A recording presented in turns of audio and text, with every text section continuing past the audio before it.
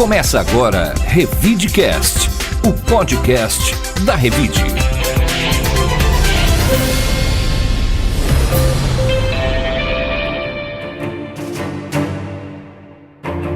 Olá, eu sou o Murilo Pinheiro. Bem-vindo ao Revidecast, o podcast da Revide. Olá, eu sou a Bel de Farias.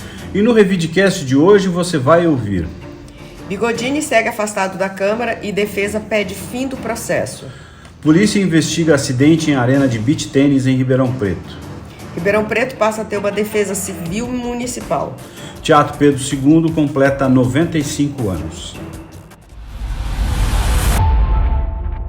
Revide.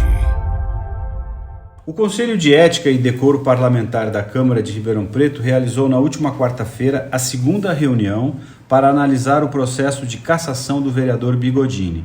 O parlamentar é acusado de dirigir embriagado e de fraudar o processo ao supostamente mentir para a polícia após um acidente ocorrido em 28 de setembro na Avenida do Café. A defesa pede a anulação do processo por falta de provas, alegando que os policiais não viram quem conduzia o veículo. A namorada do vereador, que não tem habilitação, afirmou ter sido a motorista, mas vídeos nas redes sociais indicam o contrário. O inquérito apura embriaguez, fraude processual e entrega de direção à pessoa não habilitada. Desde o acidente, Bigodini está afastado das atividades parlamentares, apresentando sucessivos atestados médicos por ansiedade e estresse. Somados, os afastamentos totalizam 24 dias, mas por não ultrapassarem 15 dias consecutivos, não há convocação de suplente. O Conselho de Ética tem 180 dias para concluir o processo e emitir parecer sobre o caso.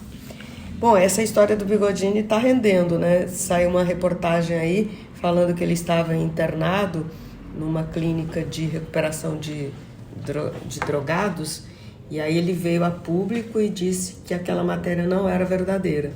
Então o negócio está bem nebuloso, né? Para um vereador, isso é a pior coisa que pode acontecer. Quando uma cidade elege um vereador, é para tentar resolver os problemas que a cidade tem. E fica muito ruim quando o vereador se torna um problema, né? Então, assim, já é bastante tempo, é um desgaste para o mandato, tem vídeos, né, mostrando a situação. Já criou-se, né, até pela exposição, o vereador era muito midiático, né, se elegeu na base de postagens de vídeo no Instagram e tal, e aí, né, agora está sofrendo os efeitos desse mesmo tipo de situação, né. Houve uma postagem intensa, uma repercussão social intensa, muitas matérias da imprensa, e agora tem tudo isso, tem a Polícia Civil investigando uma fraude processual, caso no Ministério Público, comissão processante na Câmara. O vereador não consegue retomar suas atividades, apresenta sucessivos atestados médicos, né? Um episódio muito desgastante, e enquanto a cidade fica falando disso, né, não se fala de outras coisas que deveria ser a função da Câmara de Vereadores. Então temos um prejuízo muito grande para o vereador, para a Câmara e para toda a cidade com essa história. Revide. A Polícia Civil de Ribeirão Preto investiga as causas do desabamento da cobertura de uma arena de beach tênis em Bonfim Paulista, ocorrido no último sábado, dia 18. O acidente deixou 9 pessoas feridas, 2 delas precisaram de cirurgia. O delegado Ariovaldo Torriere Júnior, do 7º Distrito Policial, informou que o caso foi registrado na Central de Polícia Judiciária e encaminhado ao DP responsável pela região. A Polícia Técnico-Científica realiza perícia no local e o laudo deve indicar se houve falha humana ou estrutural. O delegado também solicitou informações à Prefeitura e ao Corpo de Bombeiros sobre a documentação do evento. A estrutura havia sido montada para o torneio internacional Saint Séries Ribeirão Preto, quando ventos de mais de 65 km por hora provocaram o colapso da cobertura. Imagens dos desabamentos circularam nas redes sociais. As investigações apuram se houve negligência dos organizadores diante dos alertas de temporal. Pois é, isso aí eu acho que tem dois aspectos aí, né? Primeiro, uma temeridade, quer dizer, uma fatalidade, né? Ninguém, quer dizer, apesar de ter o aviso de que a gente sofreria aí os ventos fortes, Você não imagina que você vai montar uma estrutura daquele tamanho para aquela estrutura cair, né? E agora tá aí o problema criado, quer dizer, eles acabaram tendo o campeonato, mas sem público, quer dizer, o que é um prejuízo duplo, né, para eles. Foi muito triste, né? Acho que é muito ruim para a cidade, ruim para os organizadores, enfim, para todo mundo. Essa questão, né, principalmente dos eventos, né, levanta um problema muito sério, né? Que episódios como esse mostram a responsabilidade que pessoas que organizam o evento têm hoje, né? Isso é uma coisa muito séria, porque há uma responsabilidade, né, jurídica, né, sobre você estar organizando alguma coisa, levando as pessoas lá. E aí ninguém vai prever que no dia do evento vai dar um vendaval dessa proporção, né? Por sorte, a gente não teve nenhuma pessoa morta, né? Tivemos uma pessoa ferida com gravidade. Mas já pensou se alguém morre, ou várias?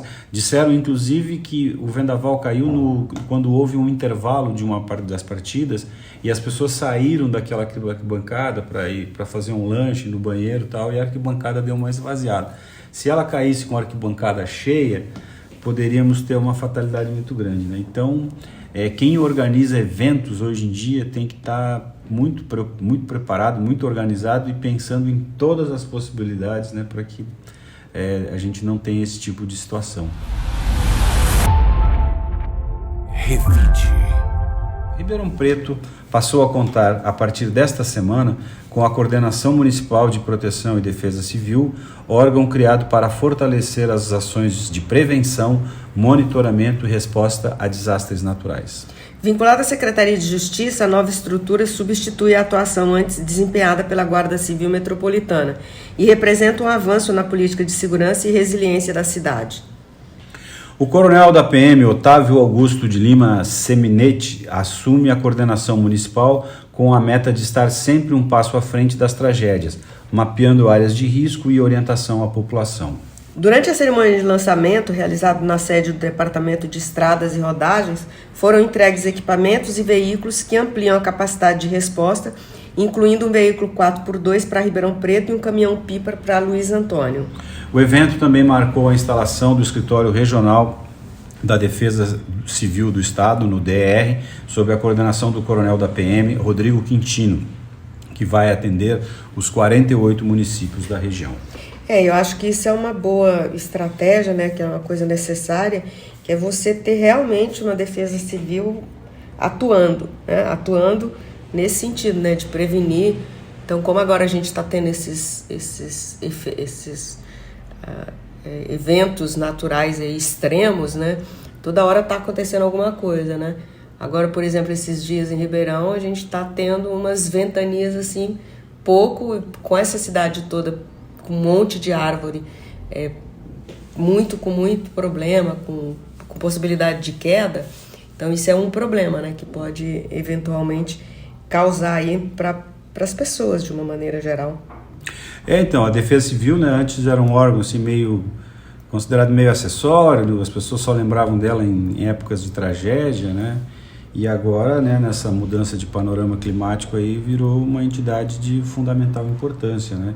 A gente viu uma matéria aí lá do INPE, que agora o Brasil vai ter uns satélites mais modernos, condições de prever com mais precisão as tragédias, onde elas vão ocorrer, com precisão de horário, né, de volume de chuva que vai cair e tal, que por certo muitas mortes poderão ser evitadas porque essas informações aí vão poder chegar com um pouco mais de antecedência para se organizar. E isso é fundamental, né, que a gente saiba que Ribeirão Preto tem uma estrutura para fazer esse tipo de prevenção e, quando for o caso, né, das pessoas terem recursos, do órgão ter recursos para efetivamente poder minimizar as tragédias aí que a gente sabe que agora fazem parte da nossa realidade, da nossa rotina.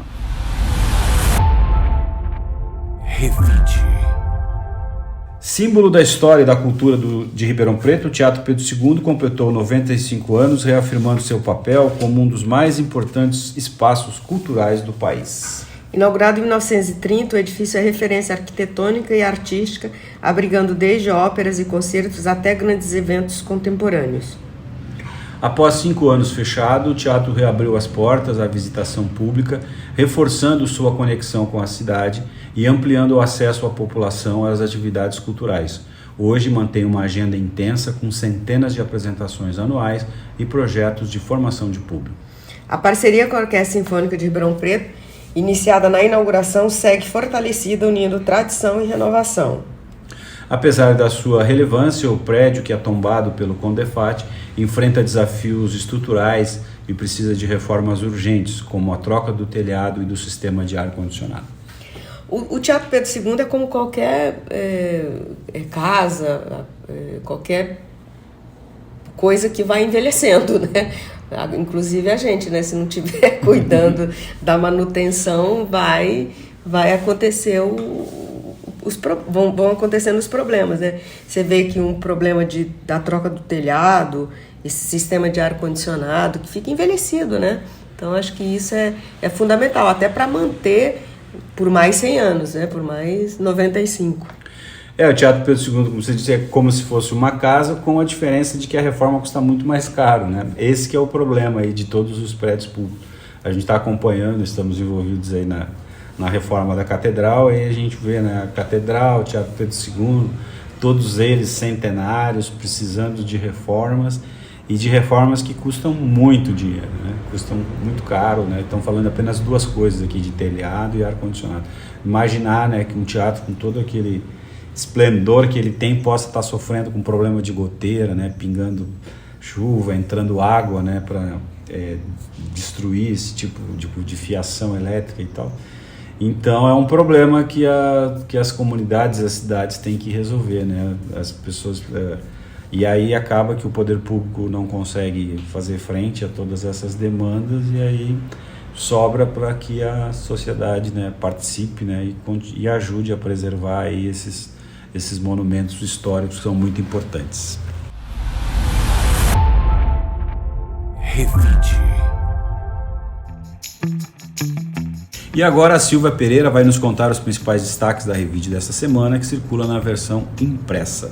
Olá! Na edição desta semana da Revide Impressa, nossa capa destaca o trabalho do médico José Vitor de Oliveira Júnior ao devolver autoestima a pessoas com problemas de calvície. Outra reportagem sobre harmonização facial celebra o Dia do Dentista, comemorado em 25 de outubro.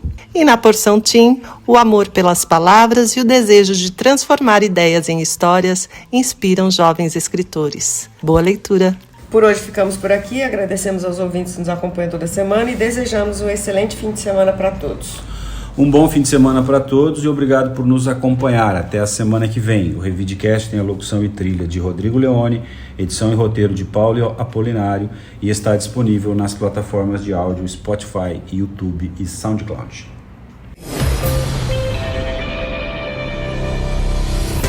Você ouviu Revidecast, o podcast da Revide.